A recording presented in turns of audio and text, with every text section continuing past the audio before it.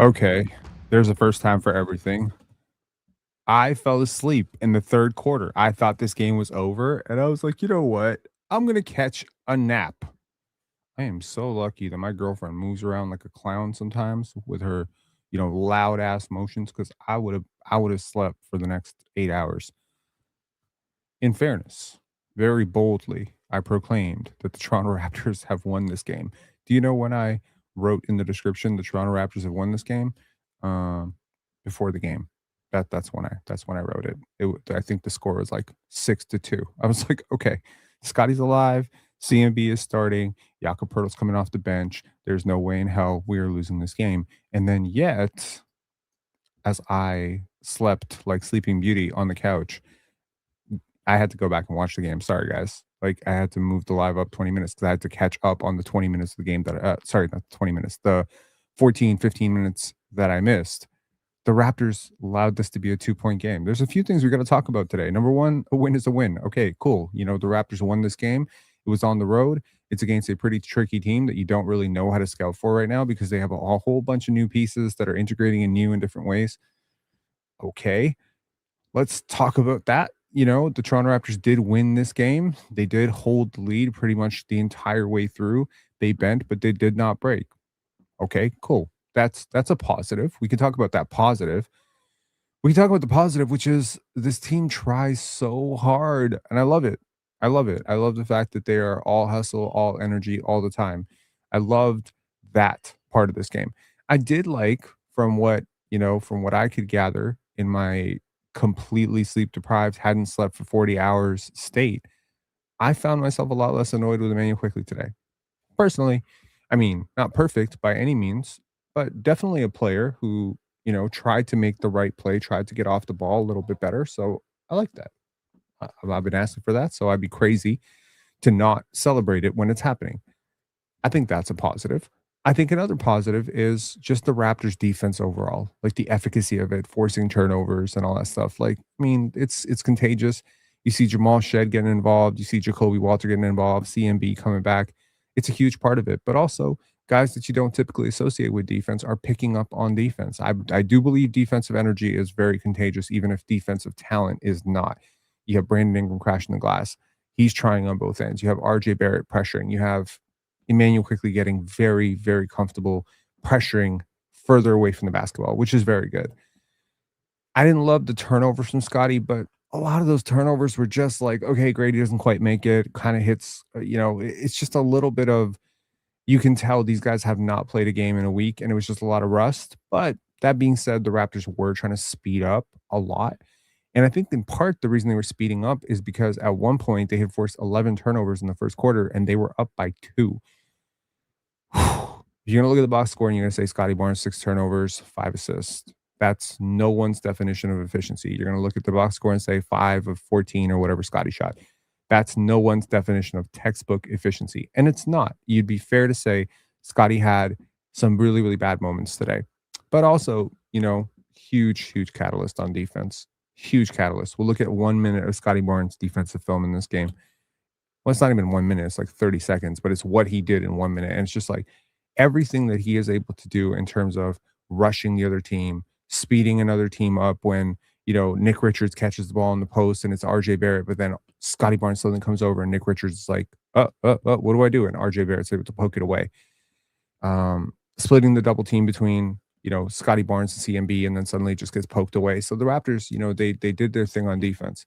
So these are all positives. I think Brandon Ingram is a positive. I mean, again, 31 points on 26 shots, not exactly the beacon of efficiency, but a lot of those were putbacks. And I just think he looked a lot springier. Anyone else notice that he just looked a lot springier tonight?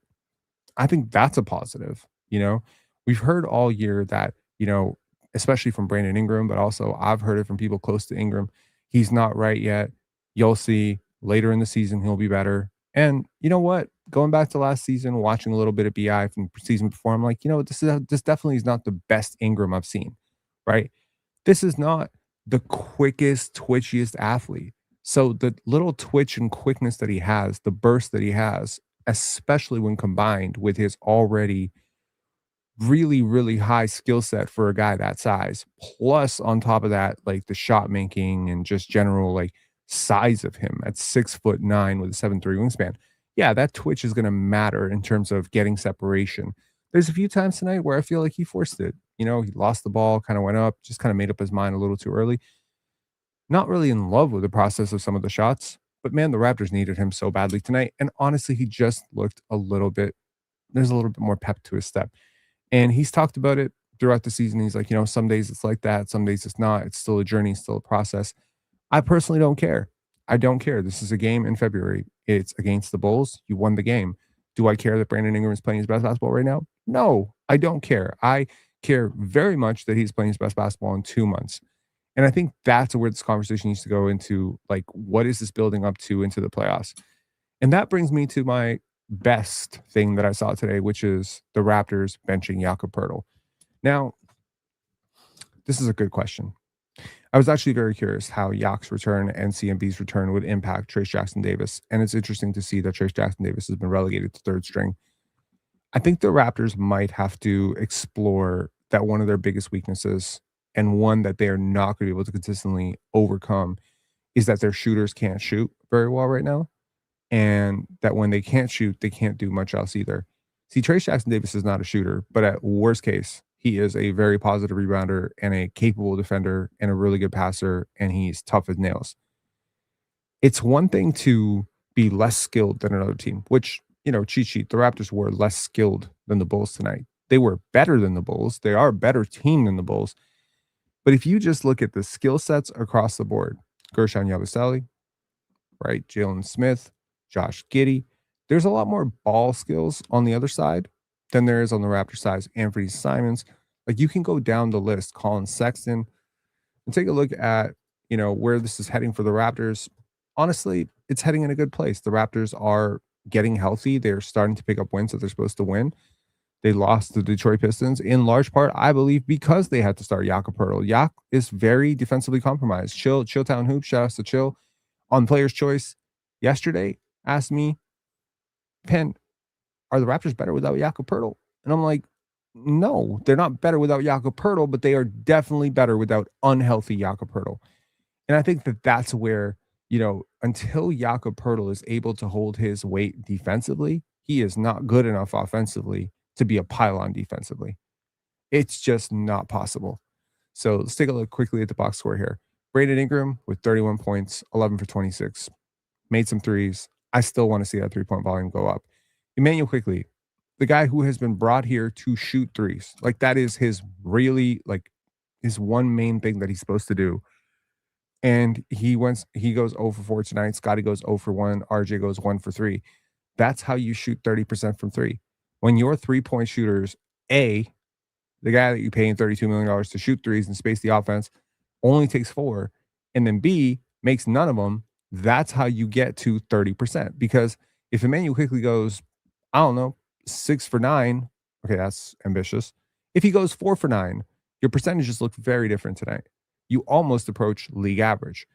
And that's, I think, what the Raptors need to focus on now, is how do we get better looks? Because Emmanuel Quickley is not this bad a three-point shooter. But for whatever reason this year, be it contested shots or open shots, he's just not making his threes. And, there was a stat that I saw the other day where for most of the seasons of his career, he's been like 42, 43, 44, 45% open three-point shooter. And that's a deadly three-point shooter. When you consider what point, what if you consider it a point per possession rate, 45% on open threes is, I cannot leave this guy alone.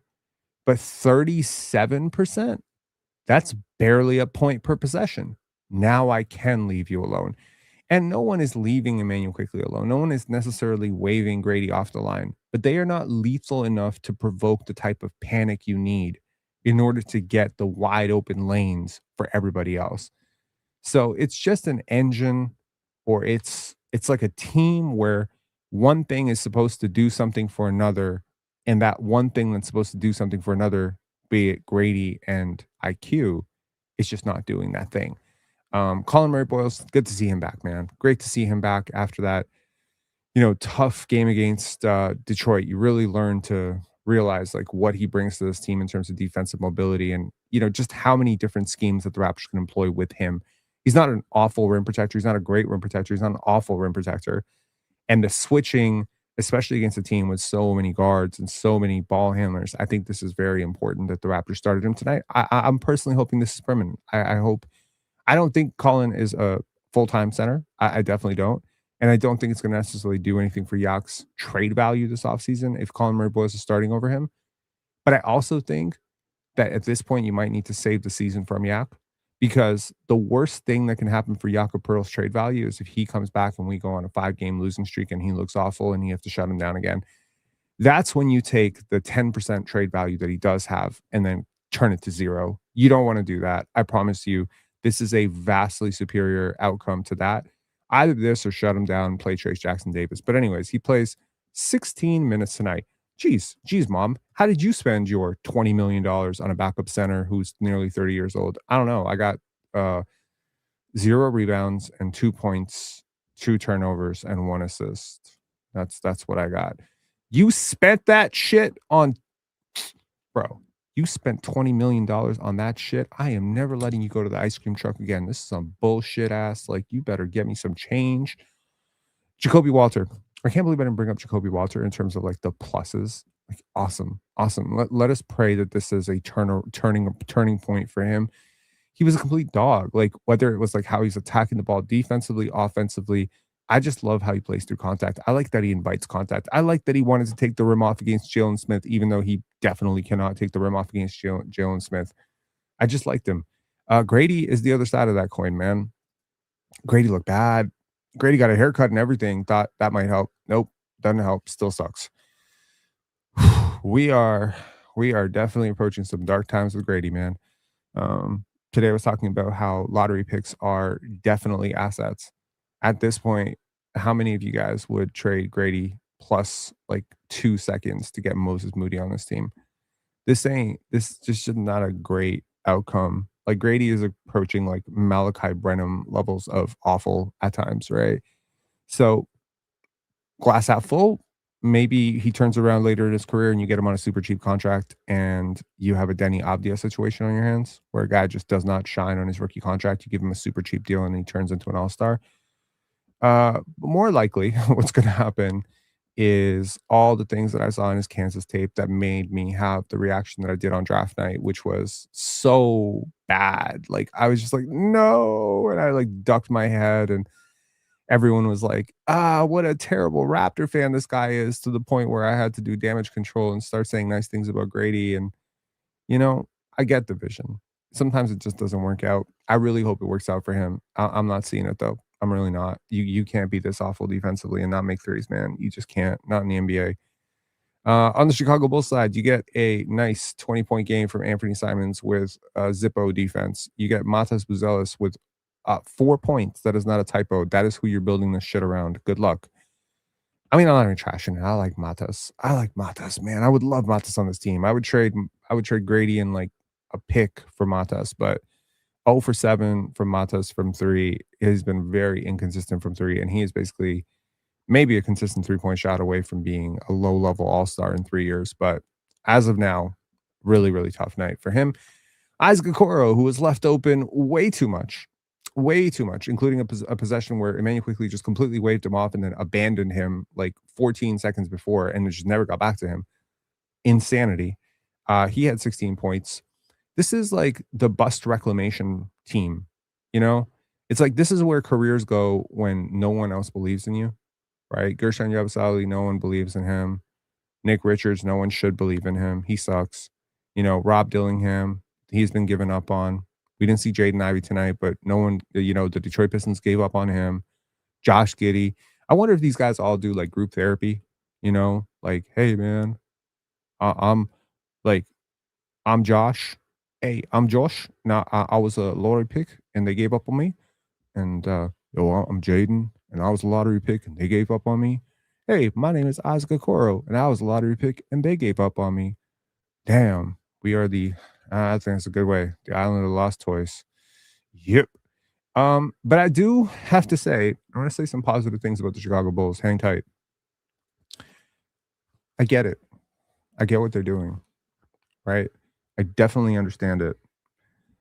They are trying to mimic the pace and space element of what make the Indiana Pacers so successful. They absolutely lack a Pascal Siakam and Aaron Nesmith and like the top shelf talent to make that happen. But I think the Raptors experienced it. Like their pace can be disruptive. Like their multiple ball handlers can be disruptive. Their spacing with multiple bigs who can shoot can be disruptive. And if they add, I don't know, a top 4 pick to this, if they can get AJ DeBonsa there, right? If they can hey Rob, what was the Scotty Shrug about? What's Scotty Shrug? Let me know. Did I miss it? What's Scotty Shrug?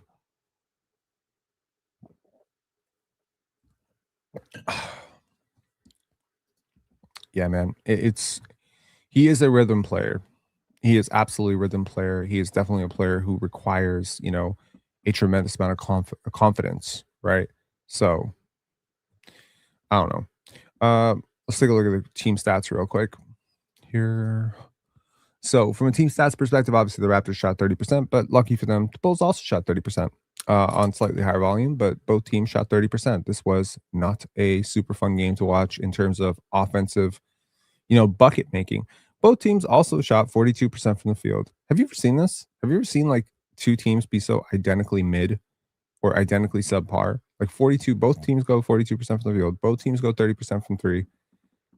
The Raptors making a few more free throws might have been the gap. The Raptors make 10 more free throws tonight. They do get to the line. Um, Identical rebound stats? What are we doing here? What? Both teams had 11 offensive rebounds. Oh my God, are we the Chicago Bulls? Are we the Chicago Bulls? Um, Jet saying sorry when Darko tried to dap him at timeout and Scotty shrugged him off. I did not record this game. Unfortunately, this was a massive oversight on my part. I'll let y'all know. Like, I did not sleep for 40 hours going into this. That's exactly it. Yeah, Scotty was frustrated after turnover. Um, I did not sleep for 40 hours going into this game, man.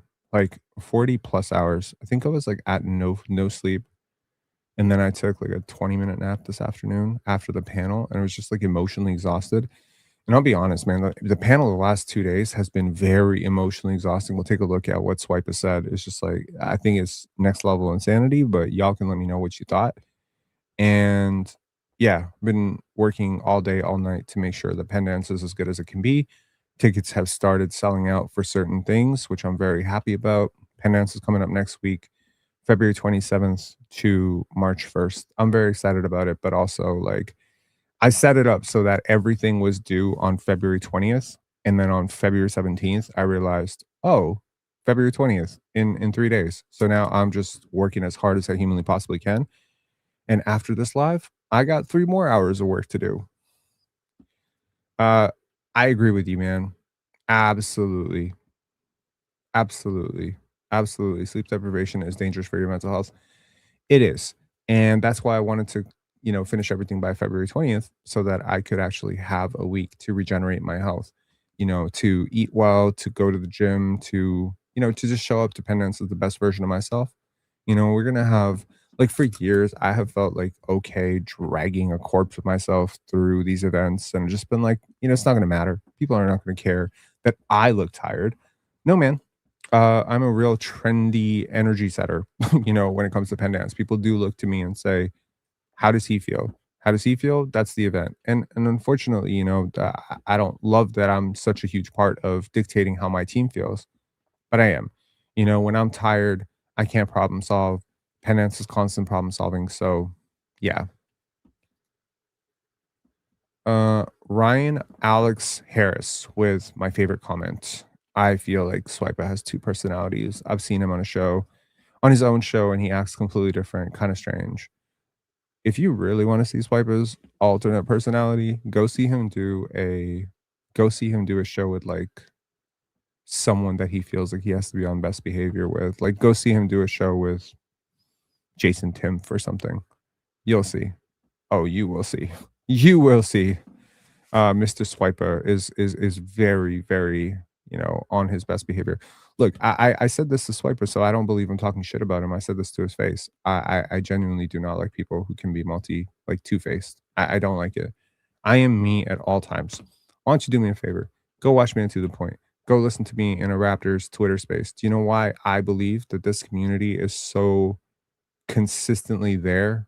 Even after I make a fuck even today, I set up a live for 10:30. I fucked up. I fell asleep. At 11 o'clock, I set one for 11:15. Then I fucked up again, realized I have to go watch more tape, watch it because I do not feel comfortable talking about a game that I haven't watched every second of. And as I do that at 11:15, we still have 230 people here.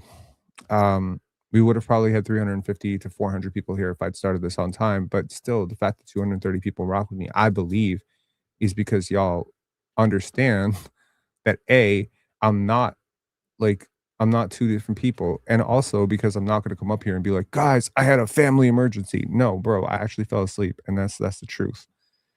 Um, yeah, and some people have always asked me like, "Why are you so cool with Chill?" Chill disagrees with me all the time. He'd be like slamming Scotty all the time. He talking shit about Toronto all the time. I don't have a problem with people who disagree with me. I have a problem with people who disagree with themselves.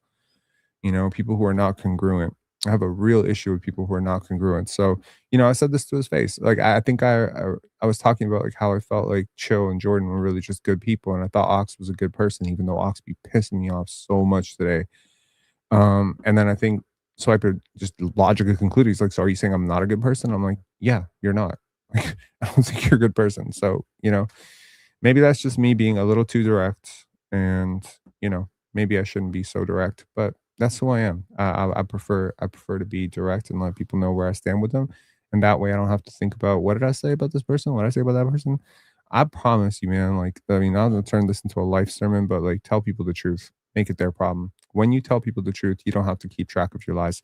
If I have the same story with everybody, I don't have to think about, oh, well, no, that's Chris. I have that story with Chris. I have that story with Monica. Who did I admit that to? Who did I not admit that to? Bro, we got bigger things to do in life. We got businesses to build. We got festivals to dominate. We got basketball channels. So we got future to predict, man. Like we can't be, we got a health to, we got health to repair and we got sleep to have. Like we cannot be sitting here trying to keep track of whether Monica knows about Stacy and whether Stacy knows about Jasmine. Can't be doing that. I don't like that. Don 31 said, "Pen, I appreciate you having the Pistons back on the panel." Yeah. I mean, shit. Time changes so many things, right? I'll tell you very honestly, I love the Pistons. I've been saying it for a year. I just really love the Pistons. And people always want to give me a hard time about it because I prefer Scotty to Cade and all that stuff, even though I admit Cade's having a better season last year and this year. I'm very stubborn about it, but I always, you're not going to catch me on any podcast. You wouldn't catch me in a closet saying that, oh, Scotty, you're right. Cade's better than Scotty. I'm not going to do that. But that being said, I love the Pistons because they satisfy a lot of the things that I love about basketball. They're tough-minded team. They're young. They're perseverant. They whooped the shit out of the Knicks tonight, if I'm not mistaken. They did, right? I was pretty sure they did. Yeah, they did. They curb stomped the Knicks, right? There we go. That's the perfect attitude. Hey, man, who cares? Scotty and Cade are both great players. If I'm being honest, man, here's the thing. I think Cade's always gotten his flowers. I don't think Scotty's ever gotten his flowers. So a lot of my Cade or perceived disrespect is to actually just bring Scotty into conversations that I believe he belongs in. Speaking of conversations that he belongs in, obviously Scotty had some stuff to say in the preseason. I'll share that with y'all. Just give me 1 sec here. Pull this up. We'll take a look at some of the stuff. Oh, what we got to look at first? For shout out, man. I gotta share this. Hang on. To whoever made this, and I'm assuming it is AI, dude. I don't know who you are. I don't know who you are, where you're from. I don't care how you did this. Yo, good for you, man. Good for you. I love it. I love this. I'm not even gonna lie. I might actually take this, send it to a print shop, print it, and put it behind me on the panel every single day. I might do that. Okay. Because this is perfect. I don't know what AI image generation shit this was, but yo, shout outs to whoever did this. And if you would think he did not deserve this shit, I need you to listen to me and listen to me well. Okay. First of all, This is my rebuttal to this. The Raptors championship for the last 40 years, NBA championship for the last 40 years. Toronto Raptors won. The Nets, Knicks, Sixers, Pacers, Hawks, Hornets, Magic, Wizards, Blazers, Timberwolves, Jazz, Clippers, Suns, Grizzlies, 0. Okay? 0. So I don't want to hear nothing about how the Minnesota Timberwolves are better. Now, if you want to get rage baited, I'll get you some rage bait. That's it. 491 wins in 1 year. The Raptors were literally finishing number one. Bro, the Raptors haven't done anything, Ron, outside of one season. The Wolves have made it to back-to-back conference finals. They got the best defensive player. They got the best player. They got the best front office. They got a better coach. They got a better roster. All the way up and down, the Wolves are better. Yo, man, the stadium's better. The city's better. The food is better. Your Mr. Potato Head ass trying to disrespect Kyle Lowry, Masai Ujiri, Norman Powell, Pascal. Kyle Lowry. Yeah, best. Yo, don't disrespect Kyle Lowry, bro. Come on, okay? Don't disrespect Kyle Lowry. That's not. Go shine that noggin. He said it's the franchise information. I got pulled off for that.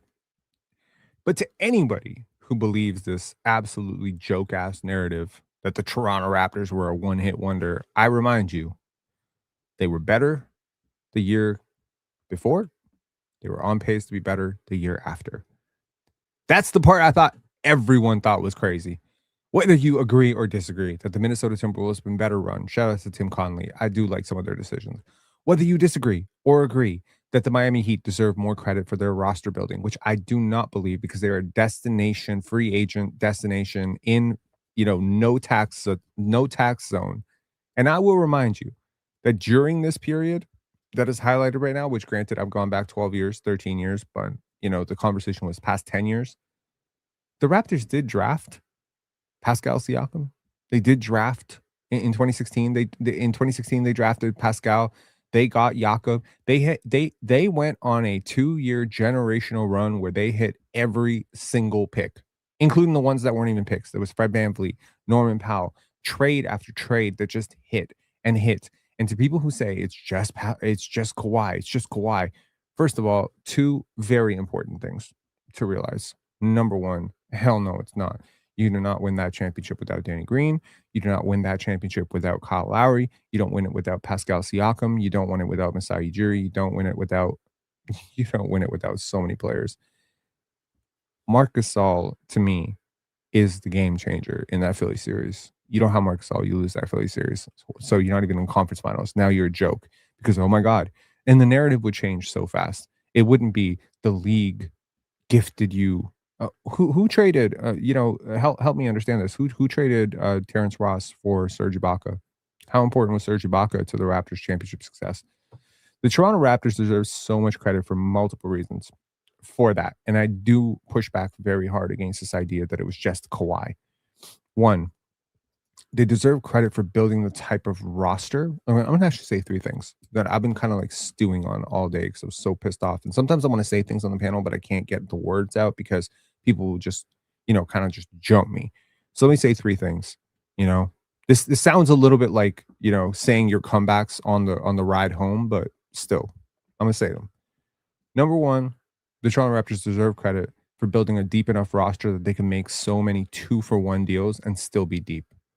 Do you realize how hard it is? We traded away Jakob Poeltl and DeMar DeRozan. We traded away, Jonas Valanciunas and DeLon Wright. These are multiple rotation players for one rotation player. Each time, those two deals had that in common.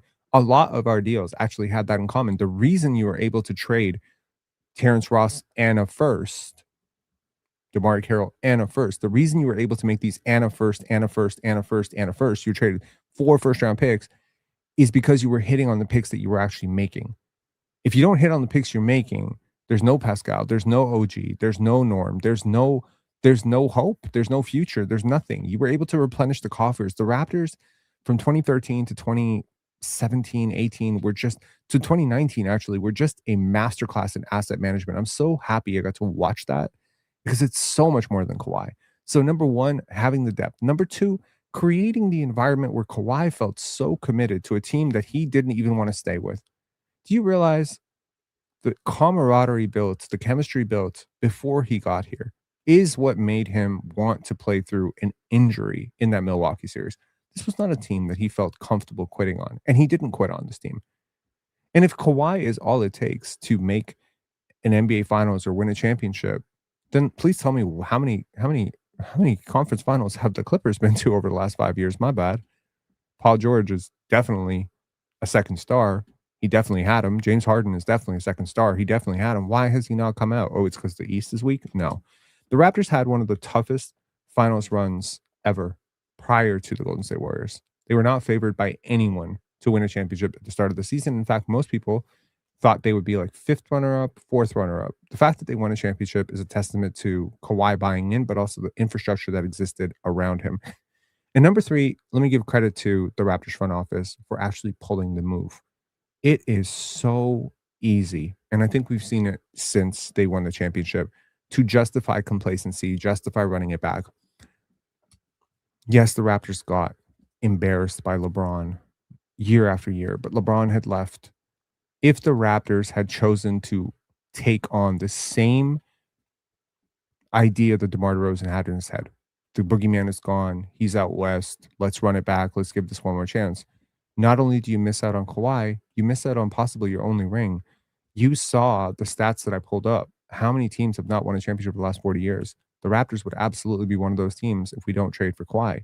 But you absolutely deserve credit for trading for Kawhi. And I'll tell you this, there is a narrative out there that the San Antonio Spurs wanted to banish Kawhi to the north. They just wanted to send him really far away. That is not entirely true. They explored deals with teams like Boston. They definitely explored those deals. The problem is the Raptors upped their offer. The Raptors were not some sort of punishment for Kawhi. I'm sure they got a little bit of a kick out of it later, being like, ha, he hates the cold. We sent him to the cold. But that's not the reason that that deal got done. The reason the deal got done is because the Spurs needed 3 things out of that deal.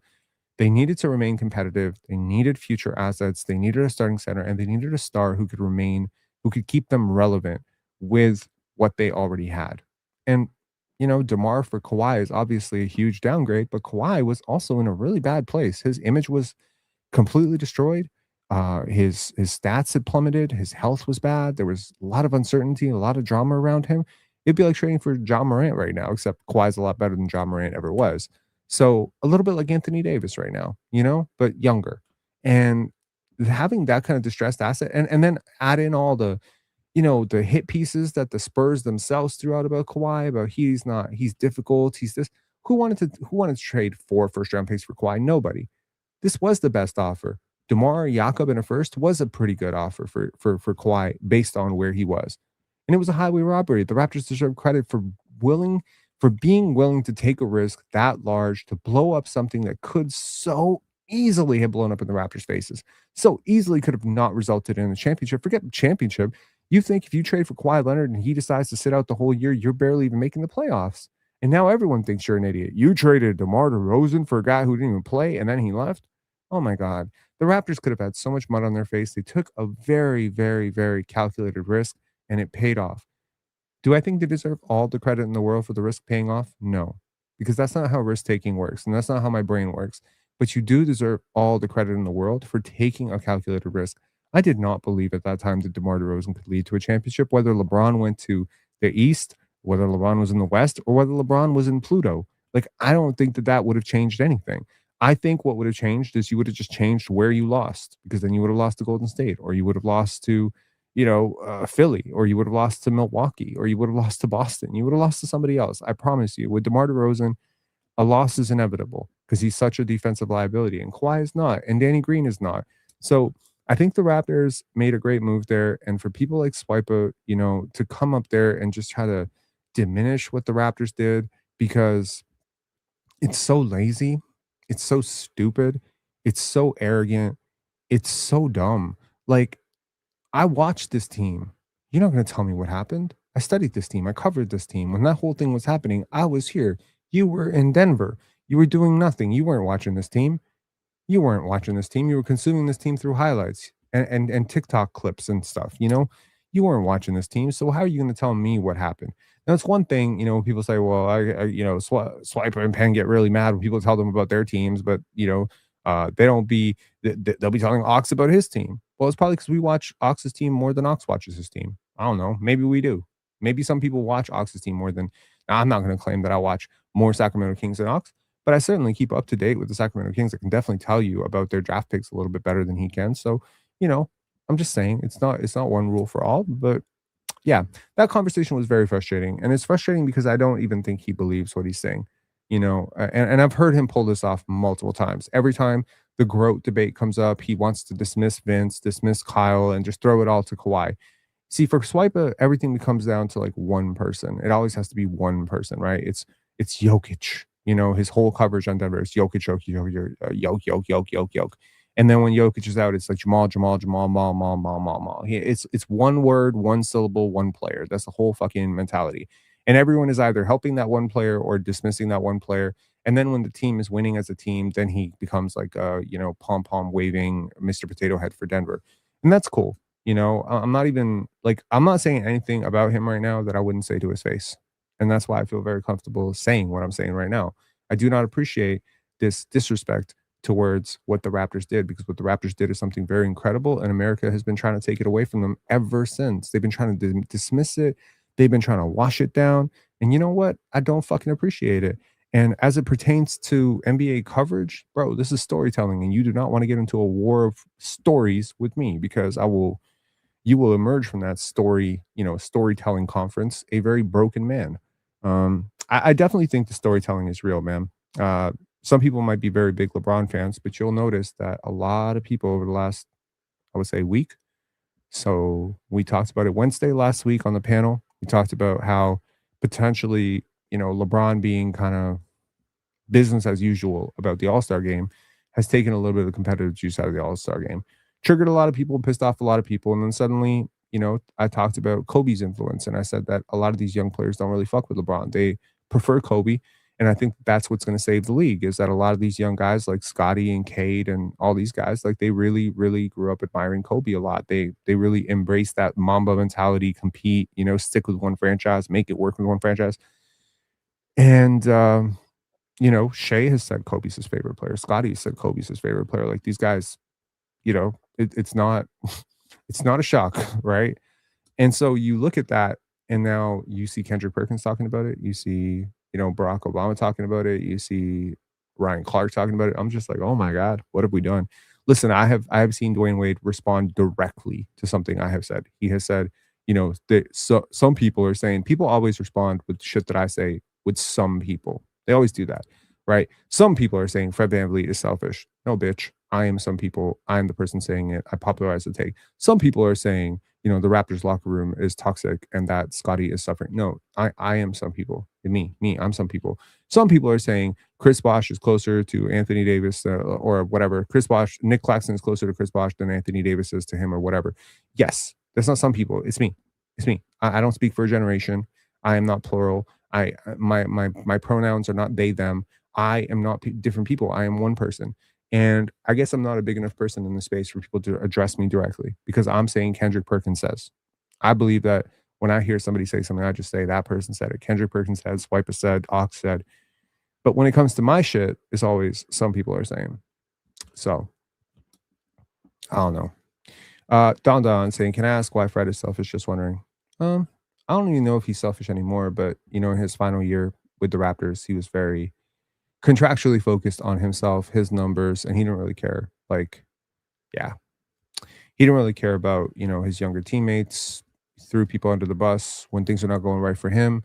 It was always like, my teammates aren't doing this. Like, I'll guarantee you one thing. Scotty might be frustrated with some of his teammates tonight.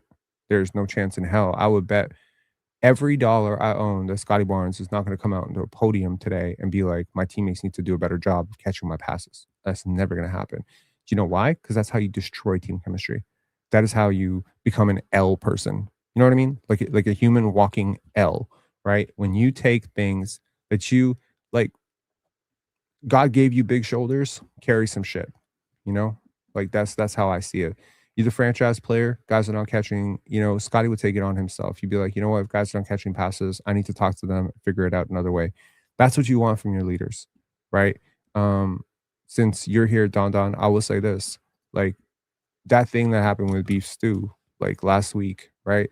So easy for Cade Cunningham, who was predictably frustrated in the moment when Isaiah Stewart was doing that and he's kind of pushing him back, to come out and be like, we need, like, even passive aggressive statements, which I call like Fred VanVleet or swiper statements, like, we need to keep our eye on the prize. Now, listen, when politicians speak, I listen, not because I like what they say, but because I study what they say. What would happen if Cade Cunningham comes out after Isaiah Stewart gets suspended and says, we need to keep our focus on the championship. We can't have distractions. Now, everybody who has two brain cells can tell what you're saying. You're trying to say, I'm focused, my teammates are not. Isaiah Stewart's not. Jalen Duren is not. They're immature. We need to practice a level of maturity as a team, which we didn't tonight.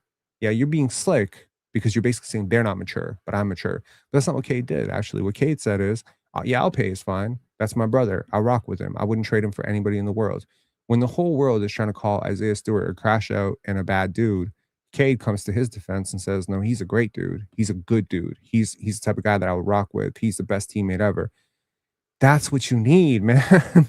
That's what you need in a leader. That's what you need in a teammate. That's who you would go to war for. That's who you go to war with.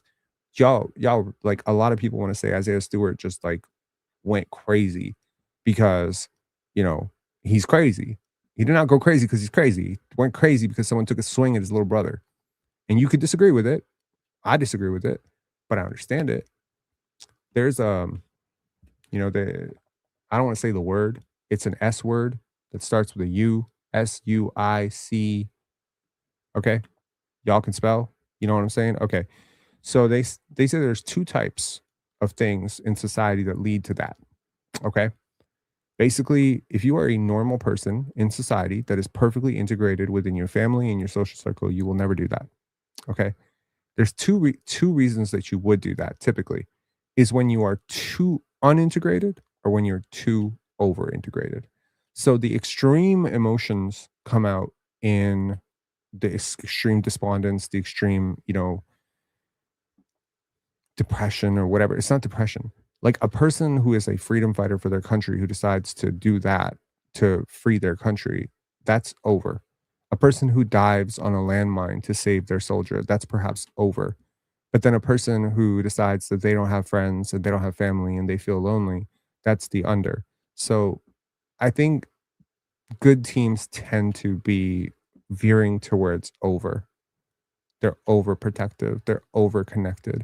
Social bonds are very important, right? So that's important. That's exactly it. He had Jones back. And he took a hefty suspension for it.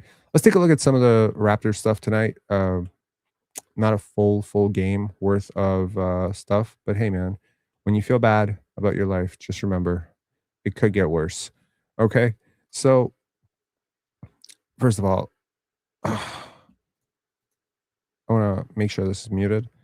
This is 1 minute. This is me just focusing on Scotty's defensive effort for 1 minute.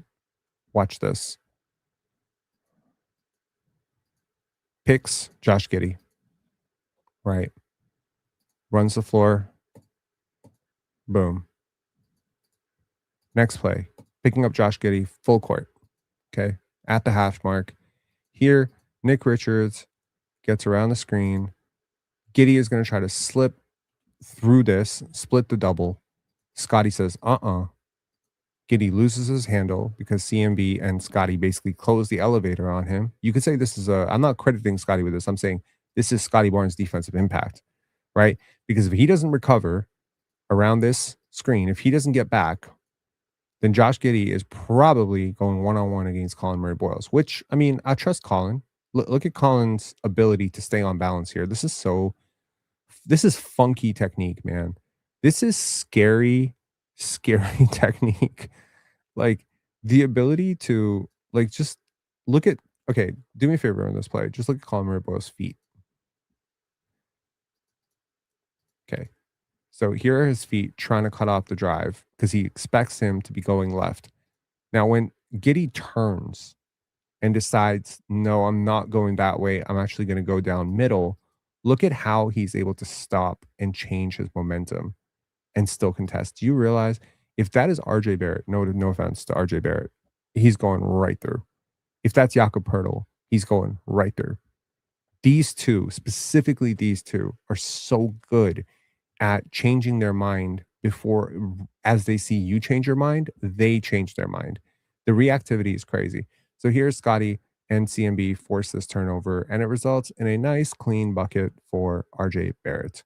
And here, RJ Barrett doing a pretty good job of, say he's fouling. He's got his arms wrapped around Nick Richard. He's clearly fouling. Right? This is just bad technique. If the referee wants to call this foul at any point, they can. But the referee's not calling this foul because he's like, that's Nick Richards. He is a bum. He's a bum of a basketball player. If you do this, if you play defense like this against Karl-Anthony Towns, you're going to foul. So here, Scotty is going to come, and he's going to close that avenue, right? And the thing with Nick Richards, if you study Nick Richards, you know he doesn't have backup plans. This is not a guy who thinks things through, okay? Nick Richards is a one-track mind, okay? He is dunking or he is running right over you. He is either rebounding that ball or it is squirting out of his hands and going 45 feet into the air. This is not a good basketball player. Nick Richards is an awful basketball player, okay? So I say this, know your personnel, right? This Scotty contest here is enough to force Nick Richards into a plan that he obviously does not have, the backup plan, and RJ is able to poke it away. But again, none of this happens without Scotty Barnes being as awesome and committed defensively as he is. So I just think that that was really cool. Here's a little bit of Scotty shot making, because I think like not enough. First of all, look at the twitch here. So much of Ingram comes down to his command and his control and his trust over his own body. Here, you're going to see Brandon Ingram, and this is more of a, if you're a young hooper, watch this, okay? So this is, to me, like the ultimate pump fake. He fakes the whole team, okay? Here, this little decel right here, right? Exactly the same thing I said with Colin Murray Boyles and Josh Giddey in the last play. This little decel, this little change, this little shot fake right here, this forces number 30 to slow down. And that is going to force Brandon Ingram. He's going to give him just enough momentum to get into the paint. And here, once again, another shot fake. This is going to get Nick Richards right up into the air. And then you just have to time his down. You got to time his drop and then just go up. It's perfect. So this is like Brandon Ingram's playing basketball in slow motion and everybody else is just reacting to it. But in order to play basketball at this level in slow motion, you honestly do have to have a much, like you have to have a lot of trust over your body. You have to have like good command.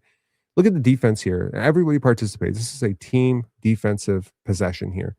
Now here, Rob Dillingham trying to bring it up against pressure. Scotty Barnes, very random trap here. Like just gets into the ball, and boom, here comes turnover. And Emmanuel Quickley doing a good job. But here, we're going to save it.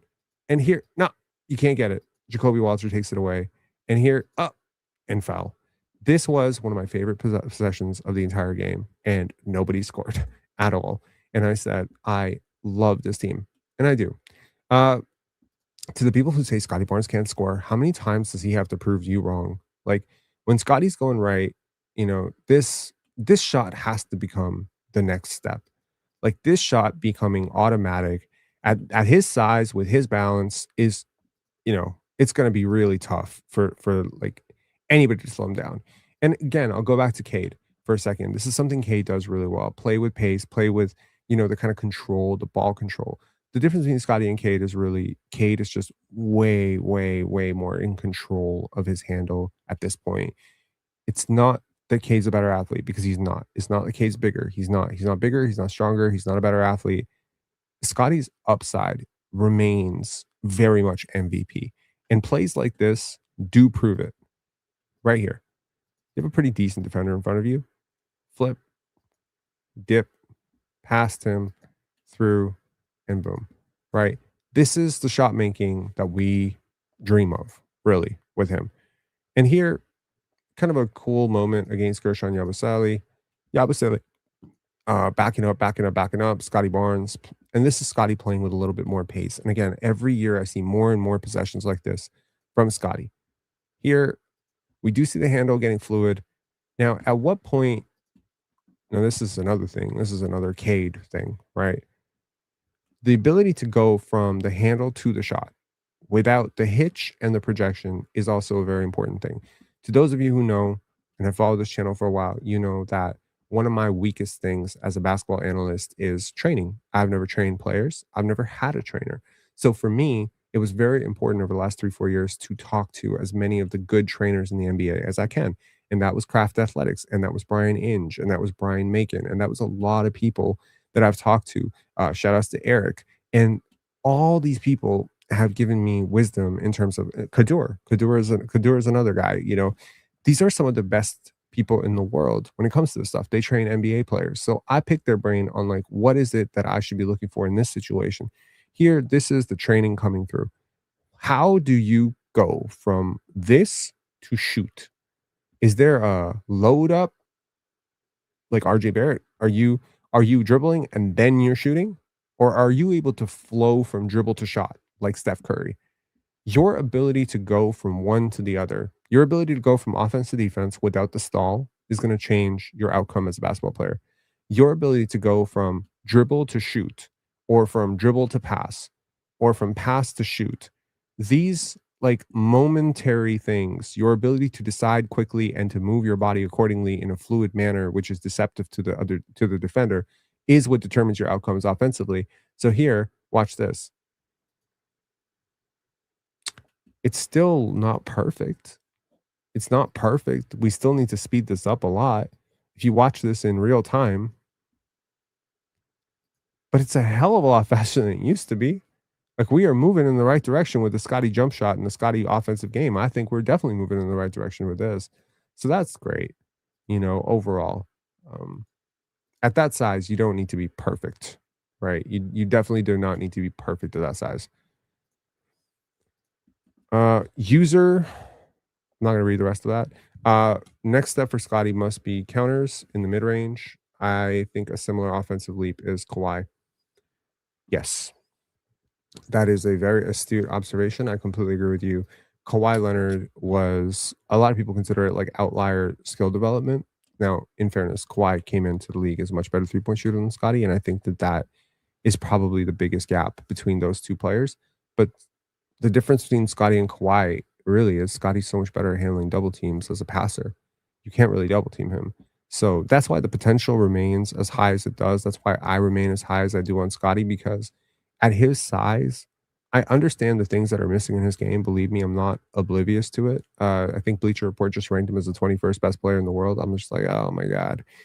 Am I going to make another video crashing out about how other people feel about Scotty Barnes? No, because I know these people do not watch Scotty as much as I do. And I trust my analysis. I think Scotty's a top 15 player. And I'll let y'all know right now that when Penn Dance is done, whenever Penn Dance is done on March 1st, and I get my 2 days of sleep, I'm going to devote all of March, at least 30% of my energy in March will be towards, you know, paying off the rest of my mortgage and all that stuff, you know, recovering from Penn Dance, getting ready for the playoffs, March Madness. It's going to be a lot of basketball. But the last 30% of my energy in March is going to be spent telling the whole world how good a defender Scotty Barnes is. Now, y'all will remember we campaigned pretty hard for him to win Rookie of the Year. And I believe that we were very successful. I believe that we had a lot of heavily shared media content, you know, whatever. And even if we only contributed 2%, 1%, or 0.1%, I'd rather contribute that than zero. So that is what I want to do, is I want to make sure that the entire league, I want to make sure all my friends in the media, I want to make sure the panel audience, I want to make sure people are talking about this the same way right now they're talking about LeBron James and Kobe Bryant, the same way that they're talking about, you know, the Utah Jazz. I believe that I have a very powerful voice in this space, even if I sometimes don't necessarily look like I have a very powerful voice. I think I do. You know, there's a lot of things I've said, Shea, Kobe, you know, I put those two in the conversation together. I don't remember a lot of people doing that, and especially not people doing that in a very major platform like Player's Choice. And then the clip gets 30, you know, 63. I think you just got to say a good thing once. I really think you have to say a good idea once. There will be enough people that rock with you if you say a good thing once. So really, you don't need to be on ESPN, Fox Sports. You don't need to be on, Turner Sports to do this. You don't need to be Shaq and Kenny. Obviously, if you're one of those guys, even some of your bad takes have become popular. But if you have a good idea and all you get is 20,000 views, I promise you at least 1,000 of those people are going to tell 1,000 people, and now you're good. Now you're good because those 1,000 people are going to tell another 1,000 people, and it's like a virus. It just extends. You just need to get enough exposure. And I do believe that the Kobe Shea stuff, the Arvydas Sabonis stuff, do you realize what a spike there was in Arvydas Sabonis Google searches, like, after we did that? There was. He's one of the most popular athletes I've ever, of my lifetime. He's one of the most accomplished athletes. The same thing with LeBron James stuff. So, I've used powers for good. Arvydas Sabonis. I've used powers for maybe I consider good. Fred VanVleet, selfishness. I'm gonna use I've also used powers for bad. Let's just be fair. Like, this LeBron Kobe thing was very unnecessary and didn't need to be said as such, but I felt like someone should say it. But for March 5th onward, for the rest of the year until the votes are in, I will make sure that I do Scotty defensive tape, Scotty videos, maybe funny skits. I'll do anything, and y'all hopefully will share it. But I'm gonna try to make sure that I contribute to getting my favorite players close to getting his, one of his goals, which is DPOY. He said it before the season, right? If you don't remember what he said before the season, I'm assuming because I started this podcast very, very late, we are not going to be having call-ins today. And honestly, it's the Bulls. It's the Bulls. Like, I don't even mean to be rude, but it's the Bulls, and I get it, right? So if you don't remember what Scotty said prior to the season, I'm gonna remind you. Here's what Scotty said before the season. Firstly, yes, he's probably just pushing through some stuff right now, but you do need him to be healthier as you get into the playoffs. He's spent a lot of time off, man. He is out of rhythm with his teammates. He's out of rhythm with his body. He probably doesn't trust his body right now. He's probably still fighting through a little bit of pain.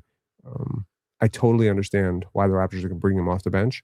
I'll judge this in like 2 weeks. I'm not overreacting to Jakob Poeltl. I'm not going to do that whole like, oh my God, we're so screwed. He's going to be washed forever. I've been knowing like he's taken a step back the last couple of years. Like, the regression is very real. And hopefully y'all will realize, like, when I say I don't like signing players over 30, this is exactly why I don't like signing players over 30 in usual situations. Yeah. Anyways, this is what Scotty said before the season. I got to go back to Penance stuff. I look forward to telling y'all more about Penance starting tomorrow and onward. Yeah.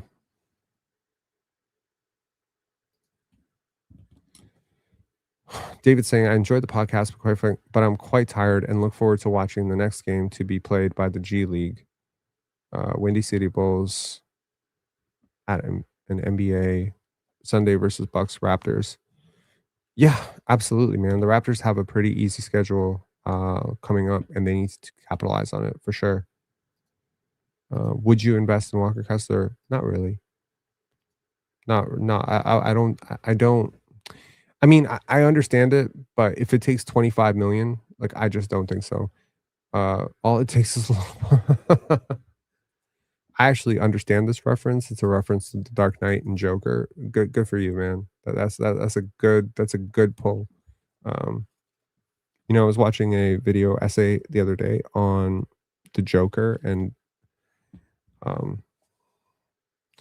Avery said, Rob, use your own advice, be wrong fast, and admit Cade is levels above Scotty. He is not levels above Scotty.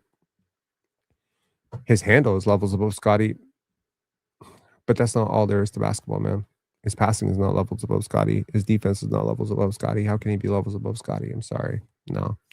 The gap is not, like, the gap between Cade and Scotty, even in terms of offensive polish, is not as large as the gap between J-Dub and Shea. And people were debating if J-Dub was, the Thunder's best player last year. I feel like y'all don't give it enough credit, but it's okay, man. The reason that I stay as stubborn as I am is because, 5 years from now, when I get to say I told you so, no one is ever going to be able to pull up a clip of me saying otherwise.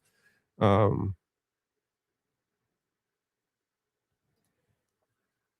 bad if you already talked about this, but do you have any thoughts about Trey Jackson Davis not getting in the game today?